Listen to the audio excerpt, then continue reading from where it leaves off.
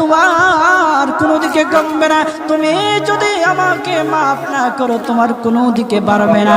আল্লাহ গো, তুমি আমাকে মাফ করে দাও। সারাটা জীবন অন্যায় কাজ করেছি, সারাটা জীবন নাফরমানি করেছি। আমার কাছে কালেমার দাওয়াত কম আসে নাই, আমার কাছে কালেমার দাওয়াত কম আসে নাই, আমাকে লোকেরা কম বোঝায় নাই। ওগো আল্লাহ, তুমি আমাকে মাফ করে দাও। মাফ না করলে কোথায় যাব, কার কাছে যাব?